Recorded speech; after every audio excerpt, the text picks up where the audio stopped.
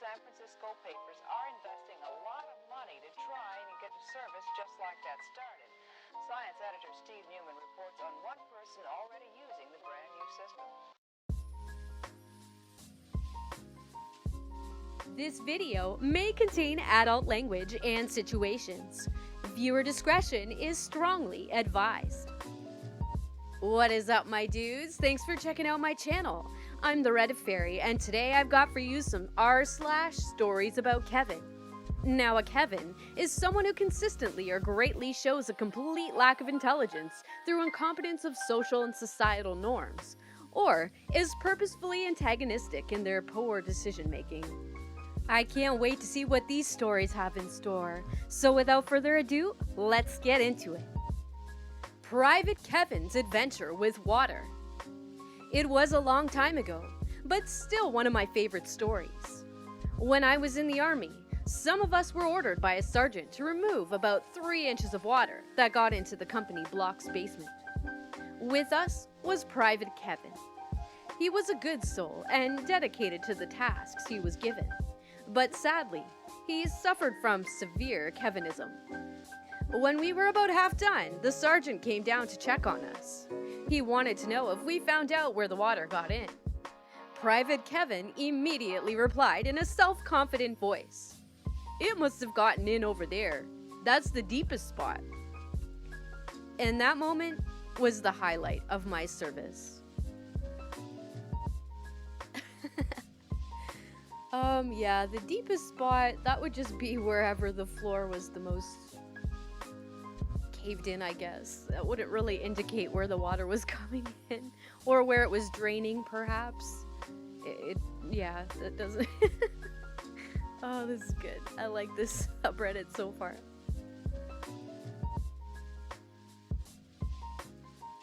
The tale of an older Kevin who never learns. I've known this Kevin for about 2 years through work. I could give you the idiot at work stories about this guy, but you guys have that well covered here. So let's go in a different direction and look at the life of an older Kevin who just can't learn from his mistakes. Kevin is 53, as he likes to tell everyone, as he brags about how great of shape he's in for his age. He is not in great shape. Kevin is overweight and is on multiple medications for health conditions that are entirely the result of his poor choices. More on that later, MOTL, since I'll be saying it a few times. Now, Kevin is very friendly. If it were up to him, he'd be friends with everyone. But Kevin has no friends. Why? Because Kevin's approach to human interaction is to talk non-stop and never let anyone get a single word in. Especially since the most likely thing they'd say is, "I have to go." Kevin just goes off, and unless you're willing to just walk away, you're stuck. So most people just avoid him. When Kevin does get someone cornered, his idea of conversation is to rant, in a friendly tone of voice and demeanor, about the kind of things you'd hear on the kind of bottom and conservative radio that appeals to the lowest of lowest common denominator. Trudeau should be shot because he's responsible for all the marijuana addicts murdering people everywhere. His words. In other words, not casual, friendly conversation. Except to him. Also, one other topic that everyone is sick of. More on this later. Kevin works in a warehouse and has for many years. He has a strong work ethic, but just no concept of finer details, or being careful. For example, he gets a Tim Hortons coffee every morning, and every single morning, he drops that cup on the floor wherever he took his last sip, and either someone else has to pick it up, or someone has to take him to it and tell him to pick it up. Every single day. Yes, he's been talked to about this many times, quite sternly, to the point he considered these reminders to be harassment. Kevin considers himself a devout Christian. What does that entail? Telling everyone he's a devout Christian and occasionally lecturing us on our sinful lives. That's it. Kevin does not attend church. Kevin does not volunteer in the community or donate to charity. Kevin does not actually abide by any part of the Bible, including the parts he lectures us on. He doesn't have to follow the Bible. He's a devout Christian. He's a good person. As an example, I recently lost someone close to me and got a small tattoo to commemorate him. It's hidden. You won't see it unless I specifically show it to you. Kevin told me how God would not approve of me not treating my body with respect, like the Bible commands. Now, I exercise daily. I take nutrition very seriously. I play several sports on occasion. I am in very good shape. Now, Kevin is overweight, never exercises, is not active in any way, and eats fast food for every single meal. His current girlfriend cooks for him sometimes now. More on that later. To the point he has health problems due to it. Kevin treats his body like a garbage dump. I take care of mine, but I'm the one disrespecting his body because I have a tattoo. Kevin doesn't see the disconnect here. He doesn't have to eat well or exercise. He's a devout Christian. Kevin needs to be in a relationship at all times. He cannot be single for even a day. No worries about extramarital intercourse or living in sin. He's a devout Christian, his words. Being as such, his standards are not particularly high, and he always ends up with a certain type. 50-ish, apparently even when he was younger and that wasn't his age group. Very overweight. Underemployed deadbeats who can't/won't pay for their own way in life and deserve a man to support them. Kevin always ends up paying his girlfriend's bills pretty much from date one. He considers this perfectly normal, even when that girlfriend won't let him touch her, set foot in her apartment that he's paying for. Don't ask me how he can afford it, or be seen in public with them, except a fast food meal on payday. That was his previous girlfriend. He just finished paying off an 8-year car loan for a girlfriend he hasn't seen since a couple of days after he signed that loan document. What did he learn? Next time he signs a loan for a girlfriend he wants to use the car too. Sigh. I haven't met his current girlfriend, but have been in the same room. I honestly believe she went to school on the short bus, if you know what I mean. I'm not being facetious here. Kevin brags about how when he gets home from work, he just gets to sit down and do nothing at all. And she makes him supper, does all the housework, and anything else he needs or wants. And she'll happily sit there and watch him spend 7 to 10 hours washing his truck every Saturday. Yes, you read that right. That is not an exaggeration. More on this later with a vengeance. Kevin doesn't get why nobody is impressed that his girlfriend is a glorified servant lacking free will or independent thought. This is the perfect relationship in his mind. Kevin has no hobbies. He watches TV, looks at Facebook way too much, and washes his truck on Saturdays. Kevin has one thing in his life that he is very proud of and tells everyone about it at every opportunity, no matter how inappropriate a time, or how total a stranger, or how little we care. You know how everyone has that one thing? A skill they've cultivated through years of practice and hard work? A cause they devote their time to? A family they devote themselves to? A hobby they pour their soul into? Kevin has something as well, and not only is it his thing, but he expects everyone around him to be just as passionate about it as him. Kevin owns a Dodge Ram. Top of the line, every available option, mint condition, traded in every 2 years for the newest one. Kevin will talk everyone's ear off about that truck, and not just once. The same thing every single time you encounter him. Total strangers, clients, you name it. And he really expects everyone else to be just as single-mindedly excited about it as him. Sounds just annoying, but overall harmless, right? He wouldn't be a Kevin if that were it. You see, Kevin makes about $40K. He trades in every 2 years, so he only ever really pays interest on his trucks. So his loan gets bigger and bigger as he gets further upside down.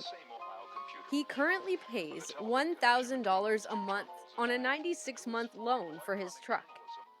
And you think to yourself, $96,000 fucking dollars for a truck. Almost half of his salary. But that would be if he actually paid it off. But since he keeps trading it in and getting further upside down, it's $1,000 a month forever. Apparently approaching 20 years, according to people who've known him longer than I have. This is something he's proud of and brags about to anyone he's cornered, in any situation. Even better, he can't buy it at the local dealerships. They won't give him the loan. They're screwing me over. So as to drive to another dealer almost 4 hours away because they're the only ones who will give him the loans. Maybe you think to yourself, maybe he gets a lot of enjoyment out of that truck and uses it. But like I said, Kevin has no hobbies, let alone any that require a truck. He lives about 6 blocks from work in town and could easily walk to work. And he can't afford to drive it anywhere because his entire paycheck goes to the truck, rent, and supporting the girlfriend of the month. The only thing he does with that truck is wash it on Saturdays with the pressure washer at work. He can't afford a garden hose, really. 7 to 10 hours every Saturday, going on 2 decades. So no big finale, just a Kevin stuck in a deeper and deeper rut, not learning from his mistakes, no matter how big or how often everyone points them out. Maybe I'll add more when I get less sick of typing. Oh my god. Yeah, I think everybody knows a Kevin, to be honest. They must be in Canada. I think they have to be, because Tim Hortons. That's my drink, y'all.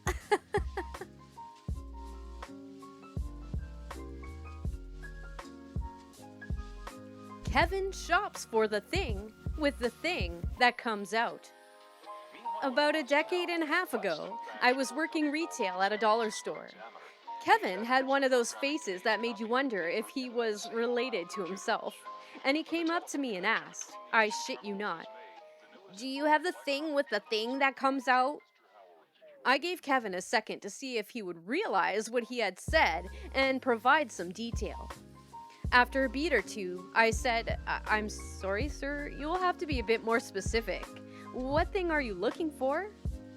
Kevin made hand gestures, almost as if he were pulling open a door or something, and said, "One of those things with the thing that comes out."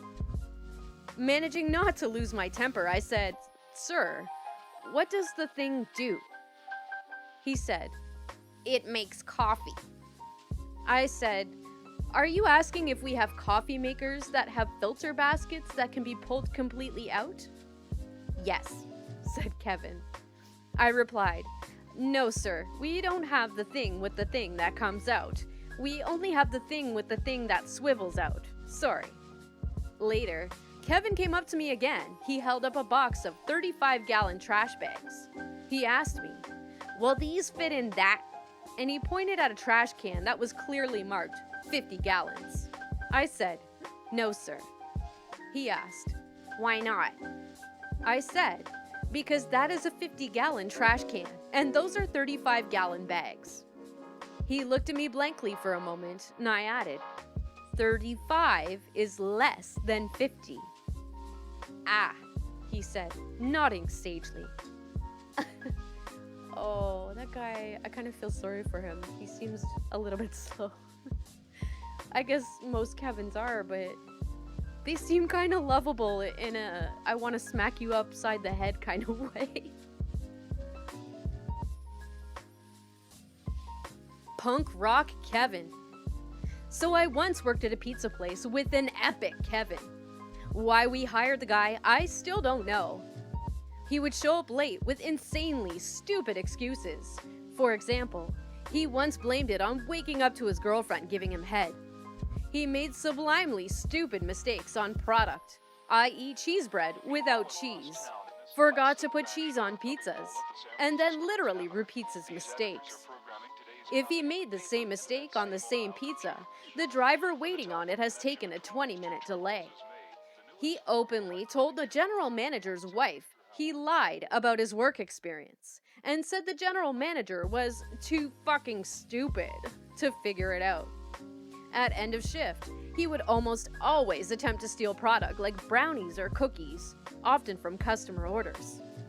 He finally snapped during a relatively routine rush shift, where a manager was walking him through each pizza topping by topping, and walked out. For weeks after his departure, he called up to 12 times every day to berate staff. This didn't even stop when he found a subsequent job. He once ordered for delivery to his new employer, and I was the delivery driver. He cussed me out for being a few minutes late. I pulled his manager aside under the false pretense of looking for a job, allowing me to inform the new boss about the false employment history. Should have been nice, Kevin. I later find out he used the call center phone system to harass my crew, for which he was fired. Oh shit. Oh, I thought... Yikes. Ouch. I think this Kevin might be just a tad, insane. Maybe just a little bit. Kevin might need his toe removed. So, I work with a true Kevin. He is a wonderful human being. One of the nicest human beings that you would ever meet. But fuck, is he stupid. I'm the safety guy at work, so I get a lot of requests for medicine. Monday, he asked for antihistamine and Tylenol. Not unusual. Allergies. Then on Tuesday, same thing. Today I told him, hey man, what are you needing all this medicine for? You may have to go get some allergy shots. He said, oh, no, I got bit by something on my foot and I'm just having an allergic reaction. I said, let me take a look at it. So I grabbed some rubber gloves and a few first aid items. He takes his boot off, and this motherfucker's toe is black. He is white. Dude, that is a fiddleback bite if I've ever seen one. Get your ass to the hospital now. Update. Kevin thought that urgent care was basically the same as an emergency room. They sent him home with antibiotics. I told him that doesn't sound right, and to go to an actual emergency room. He said he'd think about it. About 45 minutes later, he calls me back and says he is gonna go to the actual emergency room. Oh boy. Jeez, he does sound like a nice guy. DS Douglas 02, dude, we need an update. Is he okay? What's happening? Oh jeez. And also, I have another question. I could look it up, but I like your guys' interaction. What is was it fiddleback? What's a fiddleback? Is that a spider or... Let me know in the comments.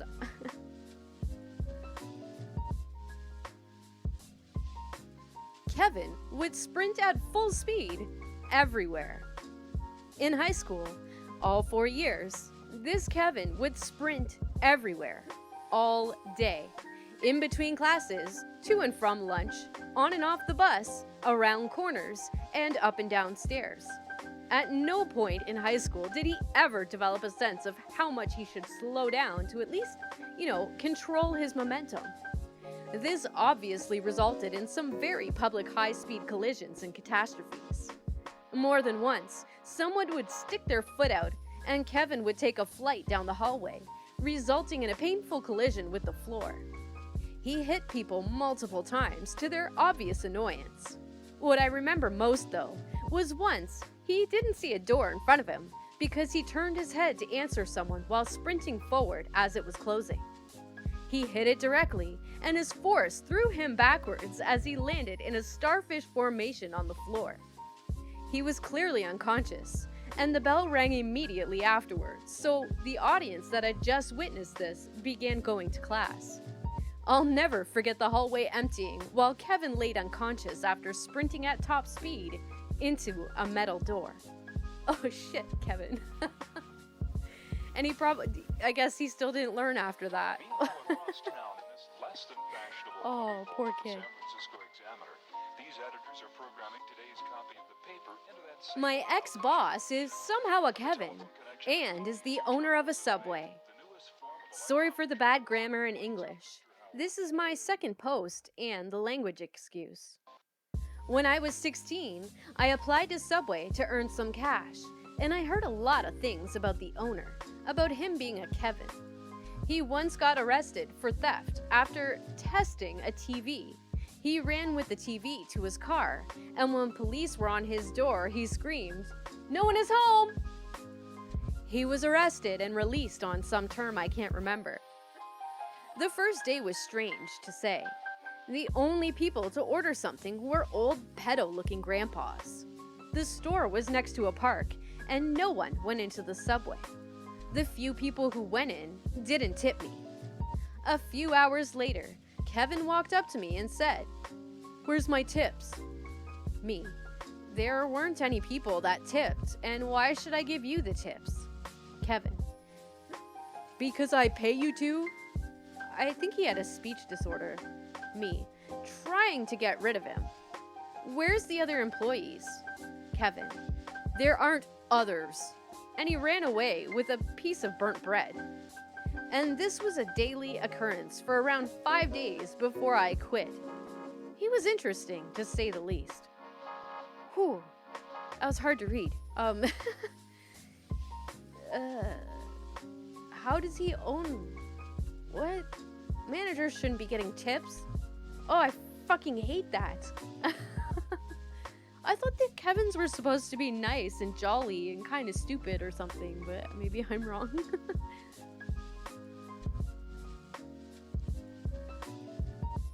Kevina is not only irritating, but incredibly stupid. I know this girl. Let's call her Kevina. She might be the stupidest girl I have ever met. I am in my sophomore year, and I've gone to school with this girl since my 6th grade year. The first time I realized she might be, well, a Kevin, is when we were having a tail-wide discussion during lunch. It was just after spring break, and one girl, we'll call her Lily, was sharing about her time in Europe over spring break. Still not sure that's true, but whatever. I share, "I've never been out of the country. Is it scary?" Me and Lily start to discuss when Kevina interrupts her. "I've been to Chicago, and it's not that bad." All conversations at our table stop, and all eyes land on Kevina. Kevina, "That's not out of the country." She begins arguing, and everyone just decides she's joking and continues the conversation.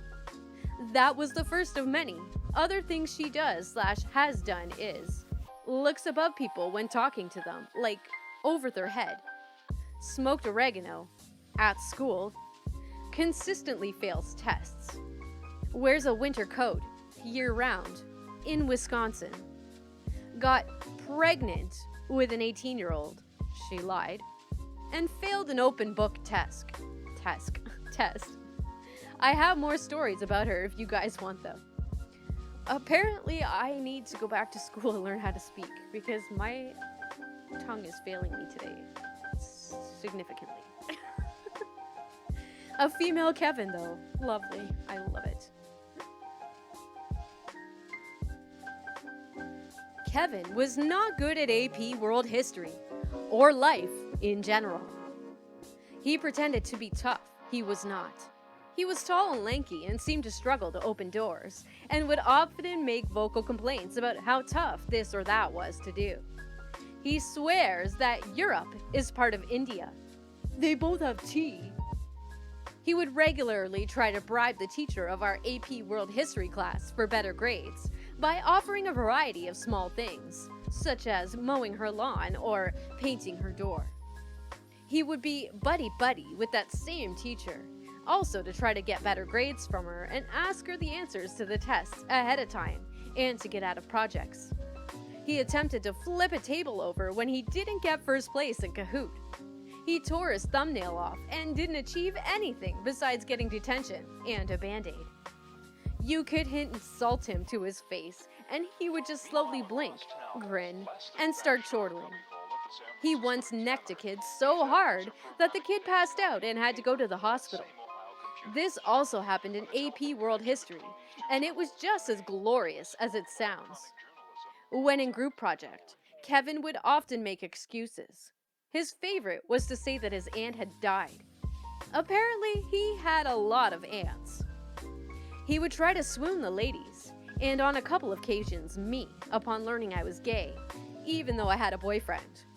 He would sidle up to you, sexily running a pick through his non-existent hair, and use some pickup line he probably read from an article titled, "What Not to Say to Your Date." They usually just succeeded in making you uncomfortable and feel nothing but pity for this sad attempt at romance. Slightly related, one time I went to a movie with my boyfriend. We found he was working as a cashier. When I asked for a small Diet Coke, he said, "Sure thing, baby." My boyfriend was very confused. He was somehow high-ranking in our JROTC program and would regularly try to get those under his command to strip naked and climb the flagpole. Fortunately, the actual sergeant was always there to make sure it didn't happen. I wish I could remember more of his shenanigans, but I can't at the moment. Maybe I'll edit some in as I remember them. Oh, OP, please do. This guy sounds like a handful. I can only imagine what this guy's parents went through as he was growing up. Like, whew. Yeah, he's got it. He had to have been a handful for sure.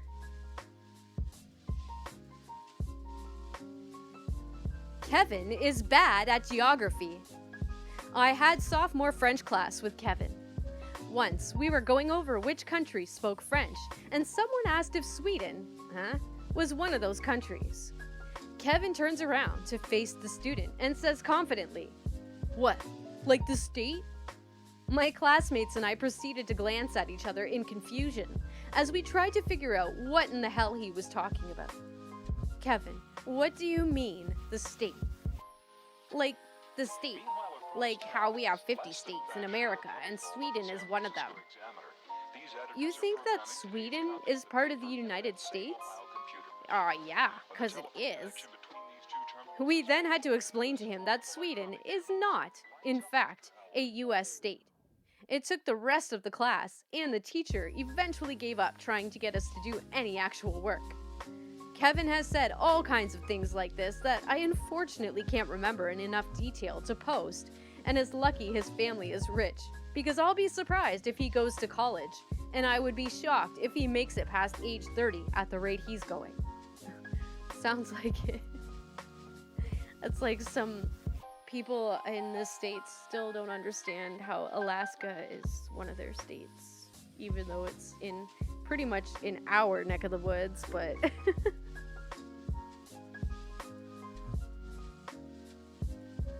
I have just discovered my friend was a Kevin all this time. Reading all these Kevin stories has made me realize that one of my best friends is definitely a Kevin. I will attempt to list his Kevinish activities in chronological order. Let's see if I can remember them all. At an early age, say 12, he managed to glue a plastic army helmet to his head. Why? No one knows exactly, but the glue he used was something he found in his dad's shed and could not be dissolved.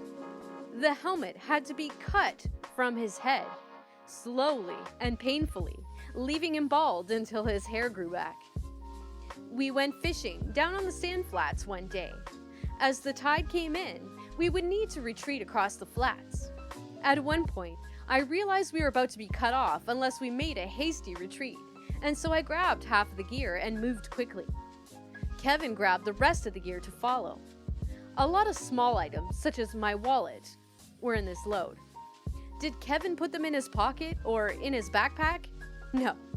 Instead, he found it more convenient, to simply scoop them all up and dump them into the bait bucket, which was full of squid. My wallet stank so much, I had to buy a new one, as the smell just wouldn't come out. Kevin and I were backpacking around Europe. We went in Paris during the 85-86 bombings, so things were pretty tense. There were armed police everywhere and plenty of passport checks. Logically, no one would do anything stupid to attract attention, right? Not Kevin. I walked into a passport check. No big deal when they stopped me. What does Kevin do? He turns and bolts back around the corner, leaving me to explain why the man I am traveling with just took off. Cue 2 hours of being held at gunpoint, literally, frisked and barraged with questions. My captors making multiple phone calls to all sorts of agencies. Meanwhile, Kevin is having the time of his life, knowing he is being followed and acting like he is in a spy movie, trying to lose his tail across to the metro. He eventually does and then wanders back to the hotel without a care in the world. I was eventually released and followed back to the hotel. I did not do anything stupid as I preferred to remain outside a prison cell. Kevin's response? Where have you been all afternoon? Oh boy, we got the fuck out of France as soon as possible after that. We both liked hunting. Unfortunately, when you're around guns, there is a certain level of safety expected. Kevin had no clue and had to be constantly watched to stop him from killing someone. He saw nothing wrong with waving a loaded gun about like a pointer or pointing the muzzle at other people. One day, he climbed through a fence behind me without making his gun safe first.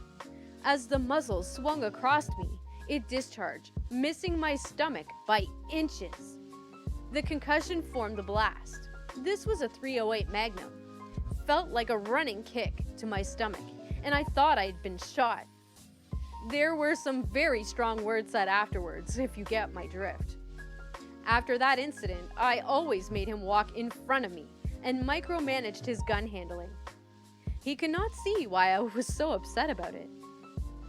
Kevin has problems with doors.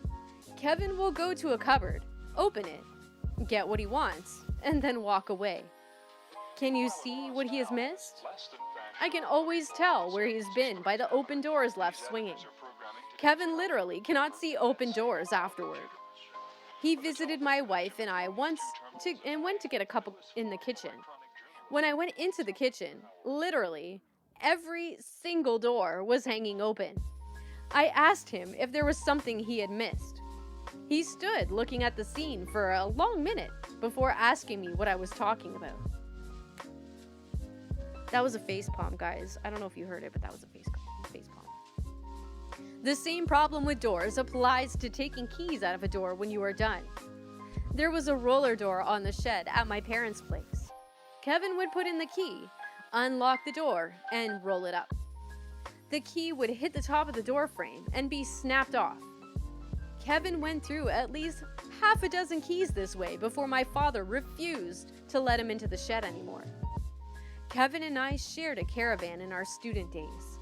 We each had a separate cupboard for our things. As usual, Kevin was unable to ever shut the damn door, which would result in me always waking up to it or walking into it in the dark. I finally snapped and tore the damn door off its hinges one night. Kevin was upset because now his cupboard had no door. Not like he ever used the damn thing anyway. When Kevin moved out on his own, he decided to defrost his fridge one day. Now, most of us would turn off the fridge and let the ice in the freezer start to melt so we can easily pull it out. Not Kevin, no. Kevin decided it would be faster if he attacked the ice with a diving knife, hacking at it to break it up. Unsurprisingly, at least to you and I, there was soon a sudden rushing of gas as he severed the coolant lines within the walls of the freezer. Note that Kevin was an engineering student at the time and could fully explain to the workings of a refrigerator. Kevin liked the outdoors and went hiking in New Zealand. Despite warnings of bad incoming weather, he went hiking anyway. Crossing a mountain stream, he was hit by a fresh, sort of like a flash flood, of icy water and chunks of ice. He lost his pack, but rather than turning around so he could go down the mountain safely, he clambered out of the uphill side with just his wet clothes and the rifle slung across his shoulder. Unable to get back, he spent 4 days in a nearby ice cave, essentially starving and freezing to death. On the last night, as he struggled to sleep, he thought he saw something moving at the mouth of the cave. Thinking this could be a food, he promptly took aim with his rifle and fired at his own foot. Yes, It was his foot he saw moving. He missed, probably the only time I am glad he was a rotten shot. The blast brought him back to his senses, and he managed to struggle back through the stream and down to one of the hiking huts. There were no matches for the fire, so instead he began deconstructing the emergency radio to use the battery to start the fire. Halfway through, he realized what he was doing and finally called for help. He was helicoptered out and spent about a week in the hospital. Kevin likes motorcycles. Unfortunately, his mechanical skills let him down, and they are forever breaking. Whenever Kevin does any work on his cycle, he always ends up with leftover parts, each and every time. I do not ride his motorcycles. I think that is enough for now. I'm sure I can post updates later. Kevin does not stop. Imagine suddenly one day discovering that there is a title for your friend and his personality. Ooh, these Kevins are handfuls, man. They're like toddlers.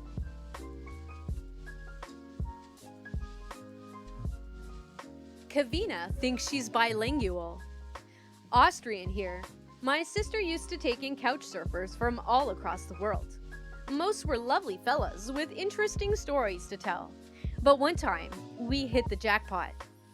We had a set of 4 American stereotypes, the ones that I used to think were only real in movies, and one of them was an airheaded cheerleader, who was one hell of a pain. Since they're not relevant to the story, I won't go into detail about how rude and obnoxious Covina behaved during the days leading up to the event. But let me tell you, at this point, even her friends were done with her. It's New Year's Eve. The couch surfers decide to stay with us instead of going out into the city. And my sis and I go about our New Year's celebration the same way we always do. Having fondue, dancing to the Blue Danube, and watching Dinner for One. Midnight comes and goes, and within less than 5 minutes, Kevina takes her laptop to the other room to video call her parents, leaving the door open. And off she goes, complaining loudly about how my sister and I are embarrassing as fuck. Literally how she pronounced it. And that Austrian food we had sucked. As much as I would love to claim fondue was our cuisine, the French would likely be opposed. How the mountains looked fake and whatnot. My sister and I were in the living room with the others, perfectly able to hear every single word, while her friends turned red as tomatoes and started giving us apologetic looks. Cue Kevina's return, marching into the living room with the carefree attitude of the ignorant dumbass. Kevina's friend. Kevina, we heard you. All of us. Kevina. So what? I was talking American.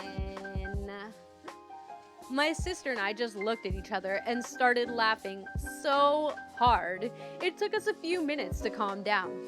She had been talking to us every single day in English, but somehow that was different in Kevina's world. Her friends apologized profusely. Kevina did not, because she just couldn't believe, even when we told her that yes, we do understand American. Edit. I forgot to mention the part where she complained about stupid Austrian TV regarding Dinner for One. For those of you who don't know it, it is an English sketch, and it was shot in the UK. She seems like a Karen more than a Kevina, to be honest. Oh, God. Alright, my dudes, before I get into the last story, don't forget to go ahead and hit that subscribe button and the bell notification to be notified when I have future videos with content like this coming out, so you never miss one. And don't forget to hit that like button, as it really helps me out. Now, on to the last story.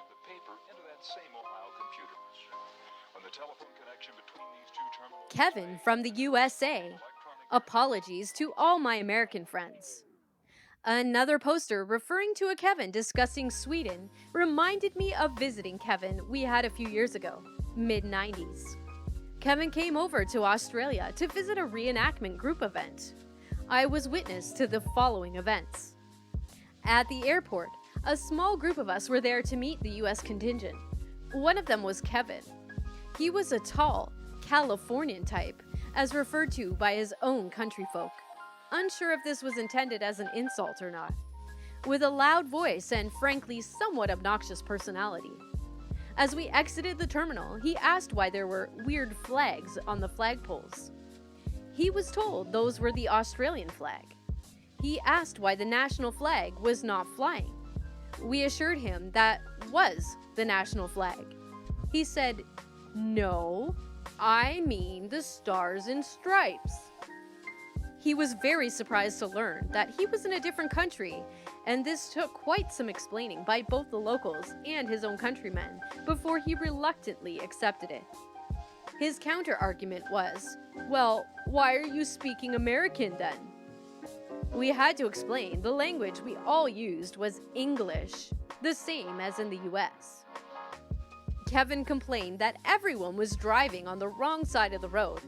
Again, different country, remember? Kevin wanted to drive, was firmly told no. Later in the holiday, Kevin hired a car so he could see the sights. He promptly stocked up on booze so he could make road cocktails. And by the way, is this really a thing in the US or was it just Kevin? That is just Kevin. I mean, no, it's not just Kevin. There's a lot of freaking people that actually do this and they really shouldn't, but they do it, but it's not legal. When he was informed that drunk driving or even having open alcohol in the car was illegal, he just said, "No problem. I'm really good at doing the tests." We pointed out that our police went straight to the breathalyzer without the need for a sobriety test. "What? That's against my rights." No, Kevin. Not in Australia. Different country, remember? The event he was here for was held over the Easter long weekend. This also coincided with Anzac Day, when our nation remembers those who fought in all conflicts. This means we usually observe a minute's silence and have a small ceremony. Kevin could not see why we would bother because it's not like it's Remembrance Day or anything. He almost was thumped by several of our ex-service personnel for that one. I would have. At a pub, Kevin ordered Bud and was deeply offended when the whole bar, including the barmaid, broke down laughing. Sorry, US friends, but it is an Australia thing. Just like Foster's, no one drinks Budweiser here. You know, I laugh when somebody orders a Budweiser here in Canada too, because we consider American beer to taste like piss, like just water and piss mixed together. But some of our Canadian beers aren't really that much stronger. I much prefer myself a nice innocent gun. Kevin did not grasp the concept of look but don't touch with our native wildlife. He constantly wanted to pick up or poke everything he saw. Couldn't accept that a tiny spider, smaller than your fingernail, could easily kill you. Finally, the 3 weeks came to an end and Kevin was bundled back aboard his plane, but not before his friends actually apologized to us for having to put up with him. All these Kevins are like little toddlers, oh my god. And honestly, someday I will go to Australia, but I am petrified of your wildlife, like petrified. I don't kill spiders as a rule. I will try to move them somewhere else if they're in my way somehow. I really try not to kill them, but I think if I was in Australia, my instinct would be to kill every single one that came near me because that's all I hear about is how deadly all the freaking animals are there. How do you guys survive? Alright, my dudes, I hope you enjoyed those stories. I had so much fun reading them. Oh, I'm so glad I stumbled on this subreddit. I think I'm going to be covering this one quite a bit. Quite a bit. Oh my god. If you guys... I want to see your comments down below. If you know a Kevin, I want to know about it. Post your stories in r/RedditFairy. I want to hear more Kevin stories. Come at me with them. Come at me, my dudes. Don't forget to check out the links in the description. Head on over to Reddit so you can show those OPs some love. Until next time, see you in the next video. Imagine, if you will, sitting down to your morning coffee, turning on your home computer to read the day's newspaper. Well, it's not as far-fetched as it may seem. In fact, both local San Francisco papers are investing a lot of money to try and get a service just like that started. Science editor Steve Newman reports on one person already using the brand new system.